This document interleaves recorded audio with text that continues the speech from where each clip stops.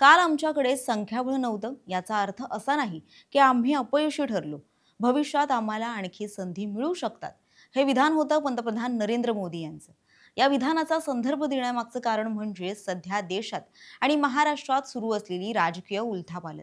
4 वर्षांनंतर पुन्हा एकदा ठाकरे गट फुटीच्या उंबरठ्यावर आहे. शिवसेना ठाकरे गटाचे 9 पैकी 6 खासदार हे बंडखोरीच्या पवित्र्यात असून वेगळा गट स्थापन करणार असल्याचं बोललं जातंय. दरम्यान काही दिवसांपूर्वीच पश्चिम बंगालमध्ये तृणमूल काँग्रेसच्या पक्षातही फूट पडली होती. ममता बॅनर्जींच्या पक्षातील 29 पैकी 20 खासदार यांनी पक्षातून बाहेर पडत वेगळा गट स्थापन केला आणि एनडीए सरकारला पाठिंबा दिला. या सगळ्या घडामोडींच्या मागे भाजपचाच गेम प्लॅन असल्याचा आरोप आता होतोय. या फोडाफोडीच्या राजकारणामुळे पश्चिम बंगाल, महाराष्ट्राला बसलेले हादरे दिल्लीत भाजपच्या कसे सोयीचे ठरू शकतात याचाच आढावा घेणारा आजचा आपला हा व्हिडिओ आहे. नमस्कार, मी प्रेसिता आणि आपण पाहताय लोकसत्ता लाईव्ह. 4 मे रोजी 5 राज्यांच्या विधानसभा निवडणुकीचा निकाल लागला आणि देशातील राजकारणानं पुन्हा एकदा कलाटणी घेतली. पश्चिम बंगालमध्ये ममता बॅनर्जींची एकहाती वर्चस्व संपुष्टात आलं. त्यानंतर पुढील काही दिवसात त्यांच्या 80 पैकी 60 आमदारांनी बंडखोरी केली आणि पाठोपाठच खासदारही फुटले. तिकडे तामिळनाडूमध्ये काँग्रेसनं मुख्यमंत्री जोसेफ विजय यांच्या टीव्हीके पक्षाला पाठिंबा दिल्यामुळे द्रमुक पक्ष नाराज होऊन इंडिया आघाडीतून बाहेर पडला. त्यात आता शिवसेना ठाकरे गटाचे खासदार फुटत असल्यामुळे लोकसभेतील इंडिया आघाडीचं संख्याबळ घटतंय. 20 जुलैपासून संसदेचं पावसाळी अधिवेशन सुरू होत आहे. देशभरात प्रादेशिक पक्षांमध्ये ज्या घडामोडी घडत आहेत त्यातून एनडीए सरकार महिला आरक्षण दुरुस्ती विधेयक आणि मतदारसंघ पुनर्रचना विधेयक मंजूर करण्याच्या जवळपास पोहोचत असल्याची चिन्ह आता दिसत आहेत. एप्रिल महिन्यात केंद्र सरकारला महिला आरक्षण आणि मतदारसंघ पुनर्रचनेशी संबंधित घटना दुरुस्तीचं विधेयक मंजूर करून घेण्यात अपयश आलं होतं. या विधेयकाच्या समर्थनार्थ 298 तर विरोधात 230 मतं मिळाली होती. घटनेत दुरुस्ती करण्यासाठी 2/3 बहुमताची आवश्यकता होती. 528 खासदारांनी विधेयकासाठी मतदान केलं होतं. विधेयक मंजूर होण्यासाठी 352 खासदारांचा पाठिंबा असणं आवश्यक होतं. घटना दुरुस्ती विधेयक नामंजूर झाल्यानंतर पंतप्रधान नरेंद्र मोदी यांनी दुसऱ्या दिवशी हे वक्तव्य केलं होतं की काल आमच्याकडे संख्याबळ नव्हतं याचा अर्थ असा नाही की आम्ही अपयशी ठरलो आहोत. भविष्यात आम्हाला आणखी संधी मिळू शकतात. दरम्यान पश्चिम बंगालमधील विधानसभा निवडणुकीचा निकाल लागताच तृणमूल काँग्रेसच्या 20 खासदारांनी वेगळा गट स्थापन करत एनसीपीआय पक्षात प्रवेश केला. या गटानं एनडीए सरकारला आता पाठिंबा दर्शवला आहे.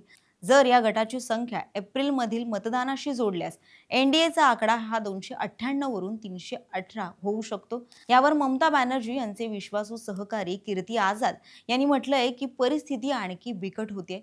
भाजपनं आमचे खासदार फोडून त्यांना वाऱ्यावर सोडले. भाजपला त्यांची संख्या 362च्या वर न्यायची आहे. त्यासाठी आता महाराष्ट्रातही खेळ सुरू होऊ शकतो. मतदारसंघ पुनर्रचना विधेयक मंजूर करण्यासाठी वाटेल ते केलं जातंय. गेल्या 12 वर्षांपासून राजकारणात नैतिकता उरलेली नाही असं विधान कीर्ती आझाद यांनी केलंय. पश्चिम बंगालनंतर इकडे महाराष्ट्रातही उद्धव ठाकरेंच्या शिवसेनेत दुसऱ्यांदा फूट पडण्याची चिन्ह आहेत. 2024 साली ठाकरेंच्या शिवसेनेचे 9 खासदार निवडून आले होते. पक्षांतर बंदी कायद्यापासून वाचण्यासाठी 9 पैकी 6 खासदारांनी वेगळा गट स्थापन करणं आवश्यक आहे. गेल्या काही दिवसांपासून शिवसेना ठाकरे गटाचे 5 ते 6 खासदार हे पक्ष नेतृत्वापासून दूर असल्याच्या बातम्या समोर आल्या होत्या. ठाकरे गटाचे नेते संजय राऊत यांनी दिल्लीत पत्रकार परिषद घेतली. यावेळी खासदार अनिल देसाई, खासदार अरविंद सावंत आणि खासदार राजाभाऊ वाजे यांनी पत्रकार परिषदेला उपस्थिती लावून आपण उद्धव ठाकरे यांच्या बरोबर असल्याचं सांगितलं. तर रविवारी 15 जून रोजी उद्धव ठाकरे यांनी मातोश्रीवर घेतलेल्या बैठकीला 9 पैकी केवळ 4च खासदार उपस्थित होते. खासदारांशी बोलताना उद्धव ठाकरे म्हणाले की आजचा दिवस माझा नाही, पण उद्या नक्की असेल.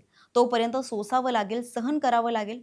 त्यावेळी जे बाळासाहेबांची शिवसेना सोडून गेले आहेत त्यांना पश्चाताप होईल, पण त्यावेळी वेळ निघून गेली असेल. त्यामुळे शिवसेनेच्या 6 खासदारांचा पाठिंबा मिळाल्यास एनडीएची संख्या ही 324 वर जाऊ शकते. तामिळनाडूमध्ये काँग्रेस पक्षानं टीव्हीकेला पाठिंबा दिल्यानंतर द्रमुकनं इंडिया आघाडीपासून आता बाजूला राहण्याचा निर्णय घेतलाय. तसंच लोकसभेत काँग्रेसच्या शेजारी बसायचं नसून दुसरीकडे जागा द्या असा मुद्दा उपस्थित केलाय. द्रमुकही एनडीएला पाठिंबा देणार का याबाबत अद्याप काहीही स्पष्टता नाही. मात्र भाजपकडून त्यांनाही आपल्या बाजूने वळवण्याचे प्रयत्न सुरू आहेत. द्रमुकचे नेते आणि तामिळनाडूचे माजी मुख्यमंत्री के स्टॅलिन यांनी पूर्वीपासूनच मतदारसंघ पुनर्रचना विधेयकाला विरोध केला होता. आता या सगळ्या घडामोडींमध्ये लोकसभेतील एनडीएचं गणित कसं बदलू शकतं ते देखील पाहूया. एनडीएचे लोकसभेतील संख्याबळ हे 298 इतकं आहे. तृणमूल काँग्रेसचे 20 आणि शिवसेना ठाकरे गटाचे 6 आणि द्रमुकच्या काही खासदारांनी जर पाठिंबा दिल्या तर ही संख्या 346 वर पोहोचते. 540 सदस्य संख्या असलेल्या लोकसभेत 2/3 बहुमतासाठी 360 खासदारांचा पाठिंबा मिळणं आवश्यक आहे. ही संख्या गाठण्यासाठी भाजपला आणखी 14 खासदारांची गरज भासू शकते. त्यामुळे पश्चिम बंगाल असो किंवा महाराष्ट्र असो किंवा तामिळनाडू असो, या फुटीच्या राजकारणाचा फायदा हा भाजपला कमी जास्त प्रमाणात होऊ शकतो हे निश्चित आहे. फक्त ते केव्हा आणि कसं होईल हे पाहणं महत्त्वाचं ठरणार आहे. या संदर्भात तुमचं मत काय आहे हे आम्हाला कमेंट बॉक्समध्ये नक्की कळवा. असेच अधिक व्हिडिओ पाहण्यासाठी लोकसत्ताच्या YouTube चॅनेलला सबस्क्राईब करा आणि पाहत राहा लोकसत्ता लाईव्ह.